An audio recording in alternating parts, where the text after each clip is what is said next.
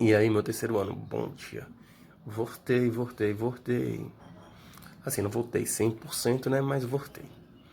E nessa volta, vamos dar continuidade na aula, tá? A gente tava falando de química verde, química sustentável. A gente vai hoje falar um pouquinho sobre reações orgânicas, tá? Reações orgânicas é tranquilo, é massa. Não se preocupem. Reações orgânicas não caem no Enem, então fiquem tranquilíssimos, tá? A partir de agosto, química vai ser só revisão. É aquele momento que vocês terem os déficits de vocês, tá? E como vocês já devem estar sabendo, em breve a gente vai estar se encontrando pessoalmente novamente. E eu acho isso massa. Fora que as aulas de vocês estão sendo... Tá passando por um upgrade, vocês vão curtir pra caramba. Não vou mais fazer aulas pelo meu celular, vou até sentir saudade dele. Tá? Mas se divirtam, prestem atenção, qualquer coisa, falem comigo, tá? Som é uma onda mecânica, então precisa de um meio material. É uma onda longitudinal. Atenção, se é longitudinal, vibra na mesma direção que se propaga. Se é mecânica, precisa de meio material. Se é longitudinal, vibra na mesma direção que se propaga. E para a gente chamar de som, fera, o nosso ouvido tem que ser capaz de captar. E para o ouvido humano captar, o som tem que estar compreendido entre a frequência 20 Hz e a frequência 20.000 Hz. Se for mais de 20.000 Hz, o ouvido humano não escuta e a gente chama de ultrassom. Se for abaixo de 20 Hz, o ouvido humano não escuta e a gente chama de infrassom. Atenção, fera, esses sons são chamados sons de referência. Esses valores são valores de referência. À medida que a gente envelhece, a gente vai perdendo a mobilidade do tímpano, ele vai ficando menos elástico e a gente escuta cada vez frequências menores. Se você quiser fazer um teste, baixe um aplicativo que tenha um gerador de zumbido e bote para tocar em 19,5 kHz. E você vai perceber que ao seu redor, quem tiver mais de 30 anos simplesmente não escuta, independente de quão forte esteja o som. A partir dos 40, normalmente as pessoas só escutam perto de 15 kHz. Tranquilo, fera? Para a maioria das coisas isso não faz muita diferença, porque a comunicação e quase todos os sons importantes da vida da gente estão abaixo de 10 kHz. Essa perda é natural, todo mundo passa por isso e isso interfere em geral muito pouco na vida das pessoas. Perceba uma coisa, fera. Frequências 20 Hz está escrito aqui baixo. Frequências 20 kHz está escrito aqui alto. Existe uma confusão muito grande, fera, entre altura e intensidade. A altura está relacionado, fera, à frequência do som. Quando a gente fala de som alto, a gente está falando de som de frequência alta. Quando a gente fala de som baixo, a gente está falando de som de frequência baixa. Um som baixo, fera, é um som grave. Grave é um som de frequência baixa. Já quando o som é agudo, fera, a frequência é alta. Grave, frequência baixa. Agudo, frequência alta. Diferente, fera, da classificação de intensidade. Atenção, a intensidade está relacionada à amplitude da onda, fera. Quando um som é mais forte, eu tenho mais potência, eu tenho mais energia no som. Quando o som é fraco, eu tenho menos potência, eu tenho menos energia. Menos potência, som fraco. Fraco é sussurro, fera. Forte é grito, fera. Quando você tem um som mais forte, tem mais energia envolvido. Ficou aqui meio grosseirão, fera, por conta do sinal aqui de cima. Mas se você tem mais potência, se transfere mais energia para o tímpano, o som é forte.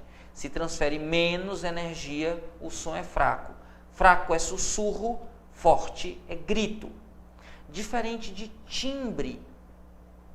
Timbre nem tem a ver com frequência, nem tem a ver com amplitude, fera. O timbre tem a ver com a envoltória. Talvez você nunca nem tenha ouvido falar sobre isso, mas certamente você já viu aqueles desenhozinhos de onda. Alguma coisa tipo isso aqui, que fica se repetindo. Já viu, fera? Pronto. Esse desenho é como se fosse uma impressão digital sonora. É como se fosse um registro único de cada fonte. Então, o ouvido é capaz de diferenciar fontes pelos sons produzidos por ela. Fera, se você escuta a mesma música tocada numa flauta e tocada num violão, você consegue diferenciar a flauta do violão. Mesmo que toque as mesmas notas, ou seja, notas de mesma frequência, e toque com a mesma amplitude. Mas a forma como o som impressiona o ouvido depende da envoltória, depende desse desenho. Cada pico desse representa mais pressão ou menos pressão. Então o ouvido não treme igualmente, ele treme dando pequenos saltinhos. E por conta disso eu consigo diferenciar a fonte pela envoltória que ela gera. Mesmo que você não conheça o instrumento, fera. Se você pega um oboé, por exemplo, e pega um fagote, ambos são instrumentos de sopro. Se você escuta os dois tocando, mesmo que você não saiba qual é o instrumento, você diz, tem dois aí. Por quê? Porque o som é capaz de diferenciar as fontes que produzem esses sons. Da mesma forma, fera, o timbre da voz da pessoa é como se fosse um registro de uma impressão típica de cada aparelho fonador. Os bebês, por exemplo, se tranquilizam ao escutar a voz da mãe, porque enquanto ele estava lá na barriga sendo gerado, era a voz que ele mais escutava. Então ele ia escutando a voz da mãe e lembrava daquele conforto dentro do ventre. Então quando o bebê está estressado, está nervoso e a mãe chega conversando com ele, isso o tranquiliza, porque ele reconhece o timbre da voz da mãe. Tranquilo, fera? Agora atenção! É muito comum a confusão entre altura e intensidade.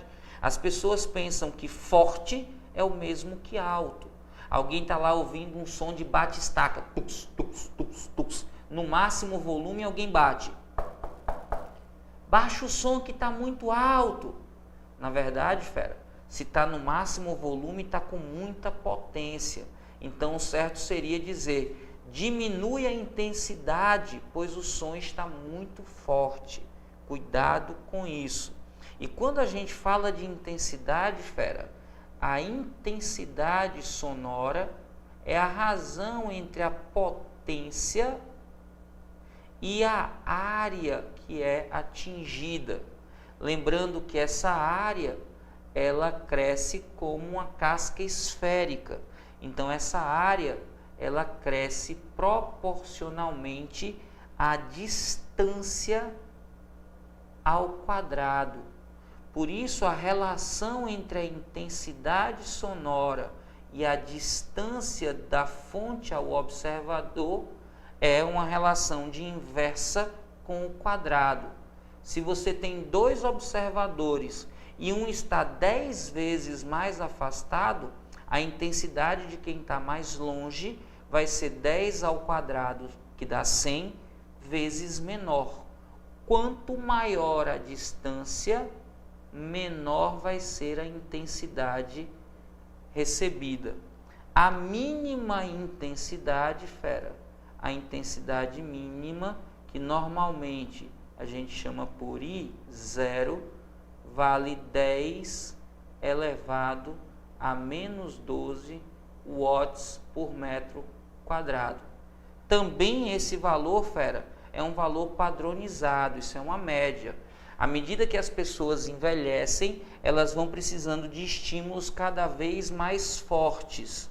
Então as pessoas mais velhas escutam sons que são menos altos e precisam de sons cada vez mais fortes. É preciso colocar cada vez mais energia para ser ouvido enquanto envelhecemos. É por isso que normalmente uma pessoa mais velha fala também gritando. Para poder se escutar, ela precisa falar um som com maior potência.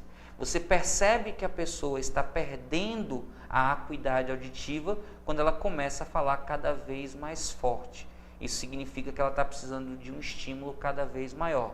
Enquanto envelhecemos, escutamos sons de frequência cada vez menores e precisamos de sons cada vez mais fortes.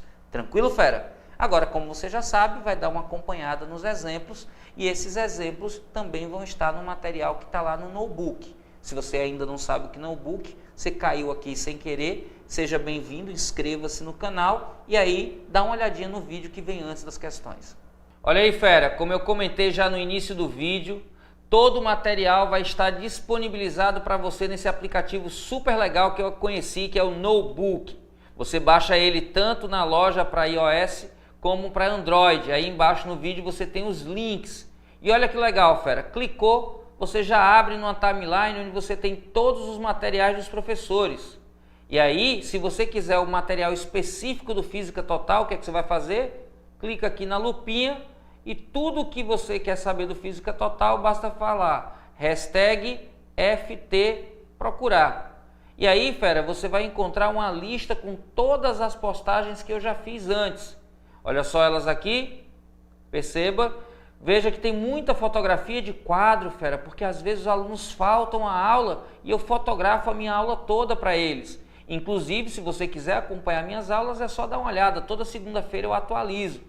E todo o material dessa série de vídeos, fera, eu vou colocar aqui o vídeo, o material de resumo na forma de fotografia para você baixar e uma lista em PDF de questões. Toda semana um novo material até o Enem. Tranquilo, fera? Dá uma olhada aí embaixo que você vai ver explicando direitinho e tem um vídeo que explica o funcionamento de todos os recursos. Vale a pena, é rapidinho e você aprende como usar essa ferramenta poderosa. Vamos juntos, fera. Acompanhe a resolução das questões agora.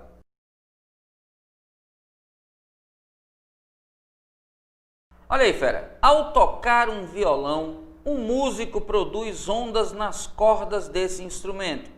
Em consequência, são produzidas ondas sonoras que se propagam no ar. Comparando-se uma onda produzida em uma das cordas do violão com a onda sonora correspondente, é correto afirmar que as duas têm? Fera, quando você tange a corda, você dá origem a uma onda que é transversal se propagando na corda, e aí essa onda vai gerar um padrão estacionário. Essa onda vai ficar vibrando a corda, e essa onda, quando vibra a corda, faz com que a corda compacte o ar ao redor dela e depois rarefe o ar. O ar fica sendo compactado ou rarefado. E aí, fera, compactação, rarefação, você cria uma onda longitudinal, que é exatamente a onda sonora. A frequência da onda gerada no ar, que é a onda sonora, é igual à frequência de oscilação da corda. Então, na corda e no ar são geradas ondas que têm mesma frequência. Alternativa correta, letra B de boazinha, tranquila. Bora para a próxima.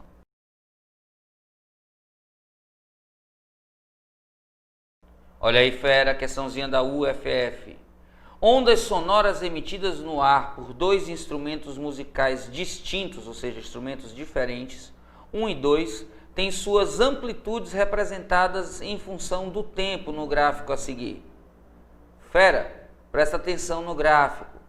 Veja que os dois estão aí lado a lado para você perceber que as amplitudes, a máxima variação desde o eixo até o ponto mais alto ou do eixo até o ponto mais baixo, elas são iguais nos dois gráficos. Perceba que o intervalo de tempo de repetição da onda também é o mesmo, corresponde a 2 quadradinhos em cada desenho. Veja que você tem 2 repetições da onda em cada um dos desenhos. Ora, tem a mesma amplitude, então eles têm a mesma intensidade. Tem a mesma frequência, porque tem o mesmo intervalo de tempo, então tem o mesmo período, tem a mesma frequência. Então eu nem posso diferenciar pela intensidade, nem posso diferenciar pela altura. Mas perceba, fera, que o desenho da onda é diferente, a envoltória é diferente, o que permite diferenciar através do... Isso, fera, através do timbre. Então os dois gráficos mostram ondas que têm contornos, desenhos diferentes. E por conta disso, o ouvido humano é capaz de diferenciar. E sabe por quê? Sabe por quê? Joga em cima e vem. Do nada eu apareço na balada. Apareço na balada porque eu amo a cachorro.